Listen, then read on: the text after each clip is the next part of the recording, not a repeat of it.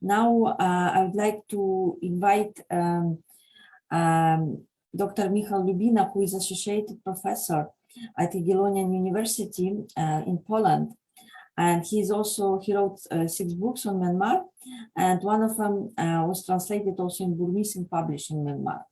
And I'd like to invite Michał Lubina to introduce our next speaker, who will present us Jewish community of Myanmar today. And we are very honored to have Sammy Samuels with us. Thank you. Thank you, Natalia. Hi everyone. I'm honored and privileged to be here today, and I'm very happy that I can present such a great presenter as Sammy Samuels. But before I do it, I would like to say that I'm also quite happy that we will have a chance to present a brighter face of Myanmar, that Myanmar is not only about genocide, human rights violations, crimes against humanity, and so on, that this country is multidimensional, and there is also a lot of good in this country, and that includes a very rich heritage of Jews in Myanmar. The presenter will be able to talk about this more. So this is well, I think worth saying that well, there is a very rich heritage of Jews, so Jewish heritage in Myanmar. Now I would like to present Sammy Samuels, who is a graduate of Yeshiva University in New York, and he's an author of many articles that appeared in New York Times, in Washington Post, Jerusalem Post, in Travel and Leisure, and other newspapers. He's a community leader who was, I hope still is, I would like to ask about the situation now, but he used to be a leader of responsible tourism in Myanmar, and he was also selected as President Eisenhower Fellow from Myanmar for his work in tourism industry. His goal is to provide a program called Peace Through Tourism. So this is it. Minglaba kosami toyada wantabade, dinila kan bain tiozobade, kan baze, ako hlain ba. Okay, so the floor is yours.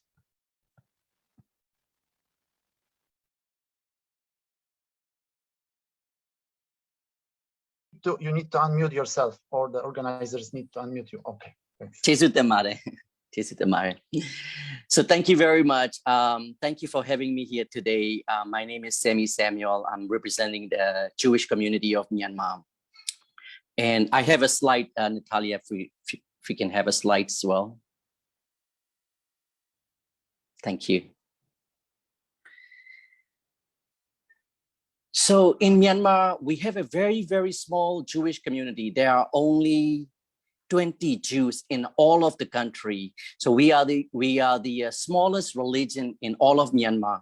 And you can imagine how small the community is. The population of the country is 52 million. And we are only 20 Jews in all of the country. So today, I myself representing 5% of the Jewish population here today as well. So you can imagine how small the community is. But it used to be, we used to have the largest Jewish population. Burma used to be the largest Jewish population in all of Southeast Asia. We used to have about 3,000 Jews, mainly came from Iraq, Iran, and Egypt.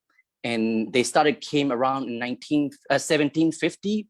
And the first Jew was actually from Romania. But after that, there were Jews coming from Iraq, Iran, and they were doing a business. They were trading from Burma to India and from India to Middle East. They were doing a rice exporting, teak wood, and the business grew, and more Jews started coming from the Middle East. And in 1910, the mayor of used to be the capital, Rangoon, was a Jewish, and then a few other smaller cities as well. And then now we have, in the downtown Rangoon, we have some of the beautiful building built by the Jewish family. And the first Coca-Cola company to Rangoon was brought to by the Jewish family called the Solomon Brothers. So the Jewish life in the whole country till 1942 was wonderful. We have a Jewish school, Jewish cemetery, and so the Jewish club, and everything was going well. But then after that, then we had in 1942, we had the Japanese came in. Then we had a little bit of problem because the Japanese thought the Jews were spying for British, because the Jews speak English, wear suit, they go to the club together with the English. So the Japanese thought the Jews were spying for British. So we had a little bit of problem with the community, and the synagogue was closed down for 2 months. They searched around, but found there was no connection between the Jews and then English, the British. But they reopened the synagogue, but Jews started fearing, and they left Burma and they went to India, because that time India was still under the British. So they went to India, and after India, they went to Israel, the United States, UK, and Australia. Next slide, please. And after the other one,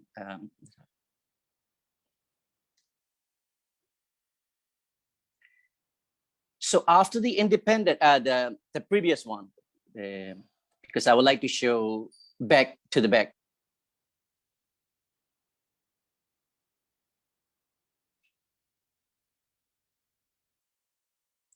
Because after the this one. So after the independence in Burma in 1948, some Jews returned back to Burma, but the Jewish life in Burma at that time was different than when they were under the British. So they started, they left the country. And also again in 1962, when the military took over, they nationalized all businesses, and the Jewish family said there's no hope and there's nothing in the country, so they left. So when they left, the Jewish community, the Jewish family, around in 1962, they thought they were never gonna see the Jewish community ever again in Burma. So I want to share you the story. About 4 years ago, there was a one family, Ezra Cohen. He came back from Australia, and he left the country in 1962. When he left, he was very young, about 6, 7 years old. And then 4 years ago, he came back to Burma and to the synagogue. And as soon as he got to the synagogue, he went to the one corner and he started crying. And his wife said, "Sammy, don't go near him. Just leave him alone." So I left him for like 10 minutes. After that, he called me and he said, in 1962, one fine summer day, my father took to this synagogue, to me and my sister. He said, "Look around the synagogue. We are leaving the country. There's no hope, no future, nothing for the Myanmar.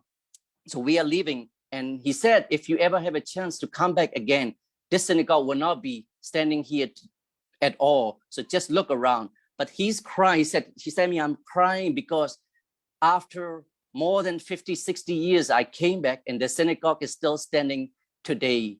So, even though it's a small community, the community is still alive today. Next slide. So this is the next slide. You will see the beautiful synagogue. It's an over 120 years old synagogue. It was built in 1893, and it's a beautiful synagogue, a 2-story building. In 2016, the synagogue was recognized by the local government as one of the heritage building in the city, and that really showed the diversity of the Rangoon. And right 5 blocks away from the synagogue, we have a mosque. And right in front of the synagogue, we have a monastery.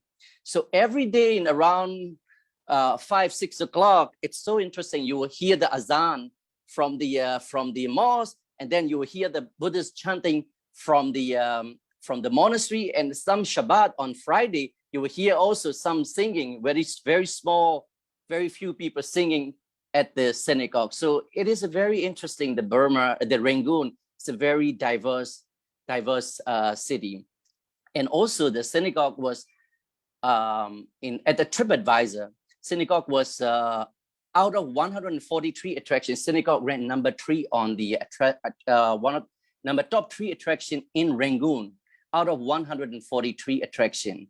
And it's all credit go to my father, because whenever, in other places, if you want to go to the synagogue, there's a lot of restriction. They ask you a question, why you want to get in, the security check, and etc. But in Rangoon, my father welcomed everyone.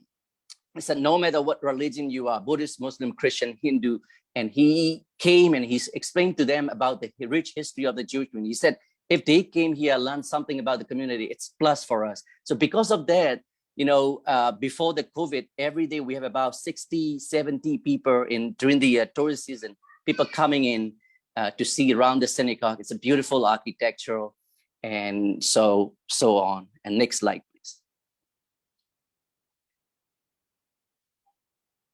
So even though, there was a lot of people ask, it's only 20 Jews. How are you living? How are you living as a Jewish holiday, and etc. And I want to share these photos above. In 2011, we started doing the Hanukkah candle lighting. That time I was living in the US.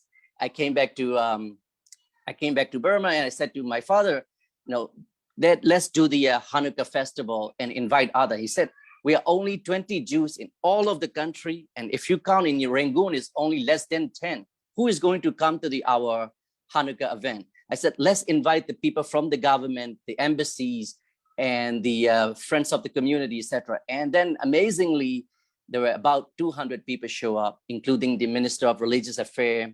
And then also we have leaders from the different community, the Muslim, the Christian, Hindu, even the Baha'i community show up. So every year since then, we've been doing the Hanukkah candle every year since 2011. And even though, like I said, it's a small community, the government or any other people could totally ignore us because it's 20, but we were invited for all these other religious events and etc. arranged by the government, and also some embassy as well. So it's been interesting, and that to see, even though it's a small community, but we are keeping our spirit alive in the country as well. Next slide. Next slide. So a couple of years ago, in 2016 and 17, we started doing the campaign called We Remember campaign, the previous one. And I remember a friend of mine told me, Sammy, the community is so small. Why are you doing this campaign in Burma, in Yangon, and in Myanmar? And we collected about over 380 photos of We Remember in all of Myanmar. And my friend asked, why are you doing this? I said, this is not about We Remember for the Jewish community Holocaust. It's about what's happening. Even sadly, it's happening today in Myanmar as well, with the Rohingya and all other ethnic tribes were discriminated and persecuted by this military government. So it's sadly, we are saying we remember, but we also have to make sure that it's never going to happen again. And what Ronan was mentioning before about the education, I think it's a very important, because as a Burmese, when we were young, the only thing, the one line that we learned about the Holocaust was there were 6 million Jews were killed. That's the only line that mentioned on the 3rd grade of the world history at the curriculum in Burma. So I think it is a very important that young people should know about what happened, Holocaust. But that's not also about in the past, because it's also what's happening in the currently. That's why we need to make sure that people in Burma, especially the young people, understand and to make sure that it's not going to happen again. Not only in Burma, not only in Europe, in any other country. So it's happening, and we have to make sure that we're going to keep speaking up for them as well. And next slide.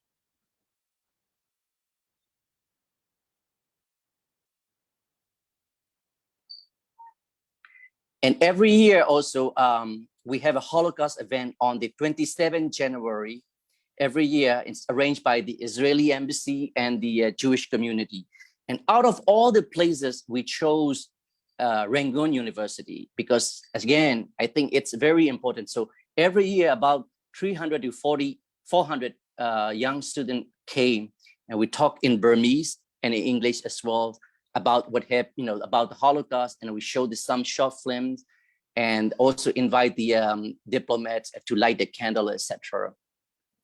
And so those are some of the photos over there. And also before the COVID, now it's been with the COVID, it's very difficult. But before the COVID, we invite a student from different university, different school to come to the synagogue and to learn about not only about the Jewish community, but after that, we take them to the mosque to learn about the Islam and the basic principle. And then we go to the church, we go to the Baha'i temple. I think it is very important, you know, to understand of the, to get a connection, to understand each other, because a lot of problem, a lot of arguments happening because we don't understand. Before coming, they said they don't know anything about the Judaism, what the Judaism believe. And then they said, before going to the mosque, they don't know much about it. So I think it's very important that we are making, we've been doing this for at least 3 years before the COVID, and inviting a student, the whole day program.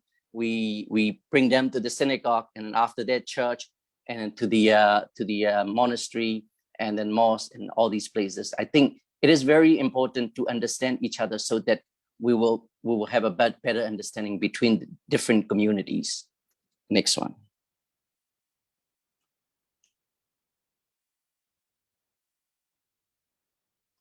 And this is just a brief information just to share the history.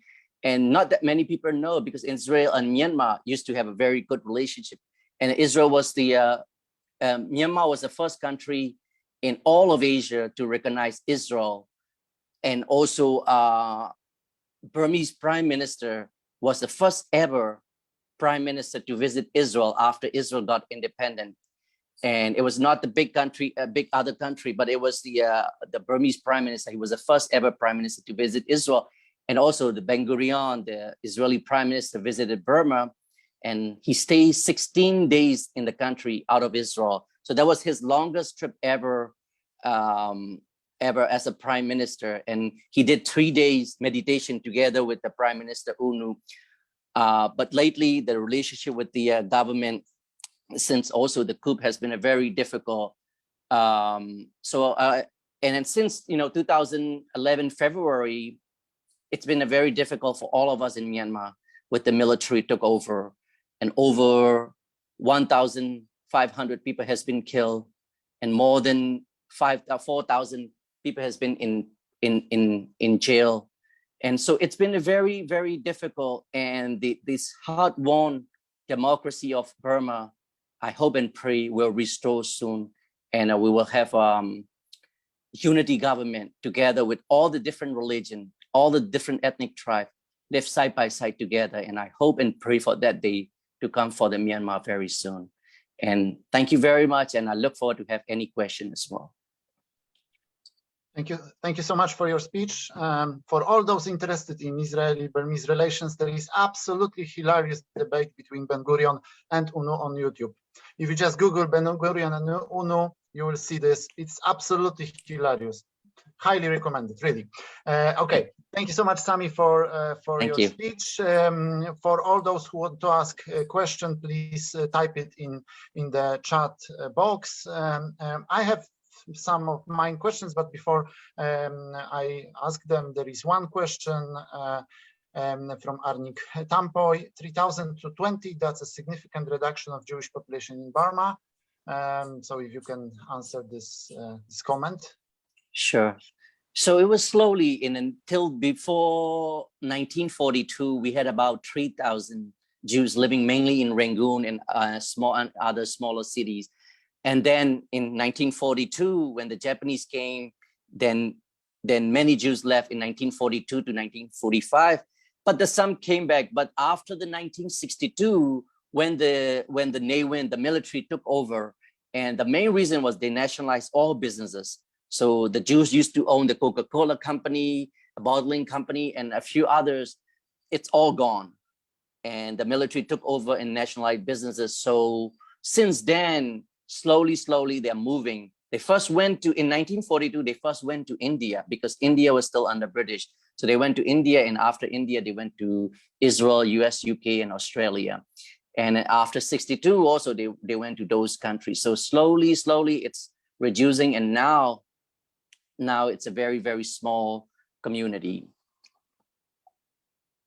Oh, I can see that there is a follow-up question from Arnik. Right. Are there many Burmese Jews who made Aliyah to Israel?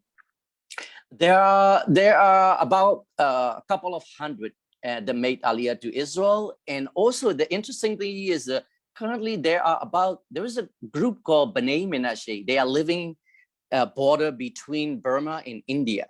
And they said to be the last tribe of the Jews called B'nai Menashe. So they are currently now trying to make Aliyah to Israel. There are about 5,000 to 7,000 to 8,000 in this area, but I think about 4,000 already make Aliyah to Israel. Okay, so before any new questions pop up, I would like to ask my questions. So you mentioned that when you were at school, or other Burmese were at school, you had just one line about the Holocaust, that there were that 6 million people perished. But what's the general knowledge of Holocaust in Myanmar now? Very little or no. Very little or no. The people don't know much about what happened in the Holocaust. And also a couple of years ago, in about 2012, 2013, we see many people wearing the Nazi sign, the T-shirt. And it's actually, they didn't know they were wearing as a trend.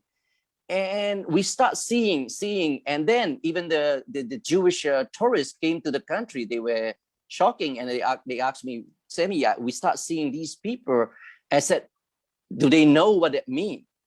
And so we started a small campaign, writing in Burmese and in Burmese language, saying what this sign means, what's happened. So we start distributing to some of the store that, selling these T-shirts and etc. So slowly, still we are seeing it, but it just reduced. So it's very difficult. I think the people in Myanmar, especially young people, has little or no knowledge about what happened during the Holocaust. And that's why I think what Ronan mentioned before, I think it's a very, very important, the education to get knowledge about Holocaust. And it's, as I mentioned, it's not only about what's happening in Europe, it's also what's happening in the country like Myanmar currently, and also in other places as well. So we need to make sure that they understand. So it's better to do in a Burmese language, and also some, the short video films are very helpful. The Burmese young people like to see the films and etc. And so I think it's very important to have the education about that. Thank you so much for this. There are 2 questions in the chat, but before I ask them, I would like to follow up with my question because it concerns what you just said. I wanted to ask you about whether there is a similar Nazi chic as in Thailand. You mentioned the shirts. Once I've seen in Burma a poster with Hitler, Mussolini, Tojo, and some other 2 leaders. It was written strong leaders. It was in Bamasaga, in Burmese only, but that was also plus these shirts with swastika. So that suggests a question whether there is a similar chic as in Thailand. I think it's a bit sensitive, but I think it's a good opportunity to ask this question. Sure. So is there? Oh, in Burma, you mean? Yeah, in Burma. So in Burma. what I see is mostly the sign with the T-shirt, not with the person, the person. Mostly the sign, and especially you can see among young people. And we went to ask them, the person that wearing, we went to ask them, and then, do you understand what does that mean? And he has no clue at all. So that's why me, along with the a few other who were study abroad, that we made the small campaign and then write in Burmese, just as the kind of pamphlet. What does it mean? What happened? And we started distributing to some store, not to take these kind of T-shirts as well. Okay, so now I will read the questions from the chat. There is a question from Venerable Fra Lablu Barwa. Do your community got Burma's citizenship, and do you got any problem from governmental side or general Buddhist people presently? You mean the citizenship as a Burmese citizenship? The community, it's a very, very small, so we didn't really have any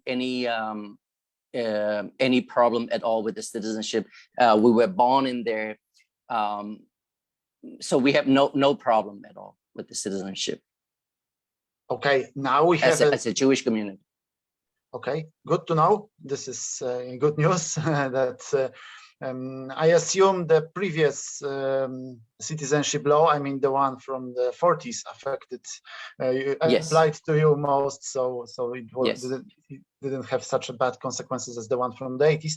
And now we have a theoretical question. But also, just want to mention is the one problem. It's for any other is, they mentioned about the religion in the ID card, because in the United States, and as I believe in other countries as well, when you have an ID card, you mention your name, date of birth, and information, but not mention about your religion. So that's one thing in Burma, in Myanmar, is still mentioning Islam, Jews, or Christian. And so based on that, sometimes it's a problem in other places as well. When when they look at it, it's a little bit different. So we hope in the current future government of Myanmar will do something about that. So by not mentioning about the religion in the national ID card. By the way, if I may ask, which color identity card do you have? I have a pink color. Oh, congratulations! National. So you have hassle-free. Yes. Okay, now this theoretical question that concerns the first day of our conference from Sahira Andao. After inter-religion observation and visitation, what are your critical discourse analyze realization? That's a question from the chat. After the inter-religion observation and visitation. The critical, after, I believe it was mentioning, relate to the one that we were taking a student group from different university to the different religious places. And basically, it's all the basic principle in between different religion are all the great things. And that's why people, argue, and people have the disagreement because they don't understand each other. So after visiting these places and based on what students were saying, they have more understanding about these religion. And also sometimes it's not about religion, it's a connection, because they have never been to any religious places. For example, let's say these students have never been to any synagogue at all. So they don't know what does it look like inside. And some of them, even they have never visited the mosque before. So after visiting and after talking to the imam, after talking to the pastor, and then to the visiting to the synagogue, and the basic principle of these religions are the same. The human issue. So I think that's what they understand is they got more understanding of these religion after visiting these the religious places. I believe that was a question related to that. We have a lively debate here with many questions appearing. That's very good news. We still have 10 minutes, and that's another good news. There are two more questions as for now in the chat. The first from Anastasia Jessica is she's saying that it was a wonderful presentation and asking, is there any difference for Jewish community in Myanmar between before and after the military coup? Yes, there is, and like many other, the Burmese, it's been very difficult all of our lives has been completely changed after these military coup. And again, for the Jewish community, the sad thing is I mentioned there are 20 local Jews in the country, but there are also about 60 to 80 Jewish expats from Israel, US, and European country living in the country as well. So after the coup, slowly, many left Burma, Myanmar.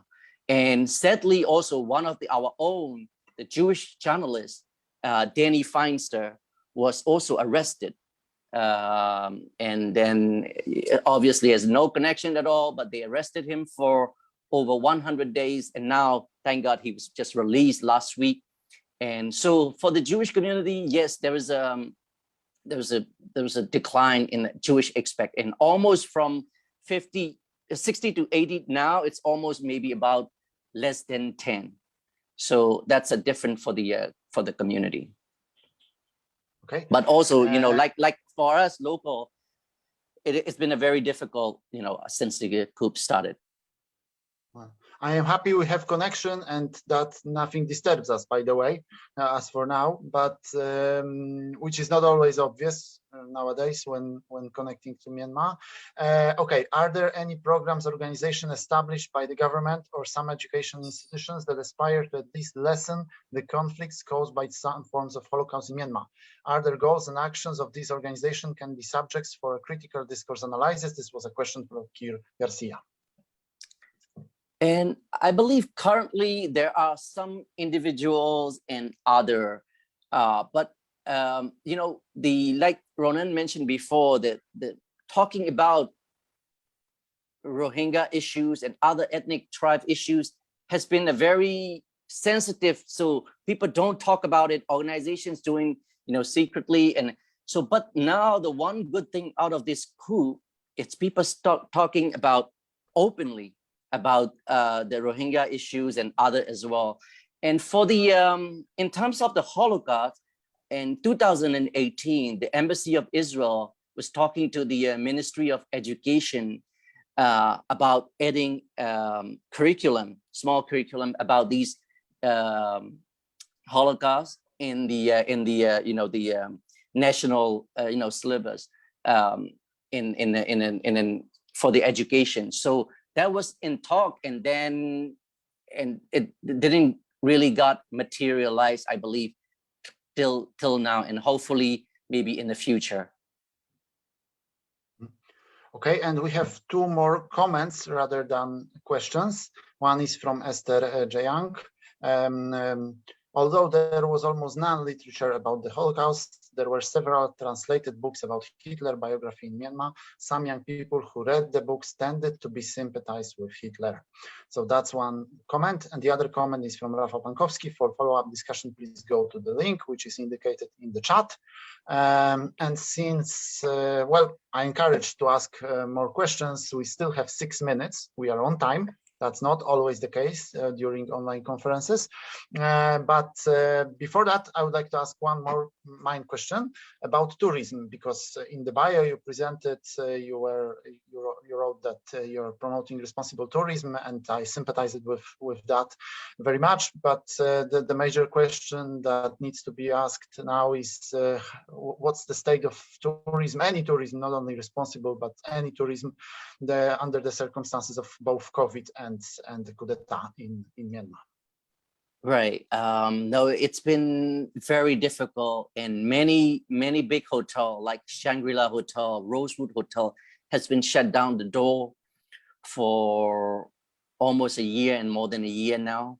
And imagine, tourism is not just about hotel, but also many lives. The tour guide has been out of job for a long time. And they were the ambassador before, now they are selling. So it's been very difficult with tourism, but we had a hope in January 2021 that maybe we would start with the local domestic tourism, and slowly, maybe when the COVID situation get better, international tourists will come. That was back in the 2021 January. There was a hope. We were reopening the offices, but then in February, 1st February, all those hope were gone. And I think even now, if the COVID situations get better, to international tourism starting, but it would be very difficult for the international tourists to come to Myanmar, and especially the European American with this military government. So I think 2022 will be also again a difficult year for the country and its tourism.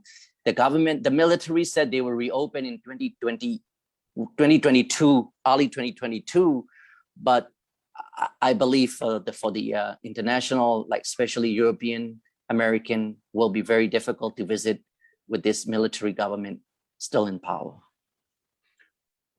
I couldn't agree more. The image of the country is tarnished, and there are serious security issues out Right. there. I mean, outside, not only in Burma proper, but outside as well. Right. Definitely. Okay, we don't have any more questions.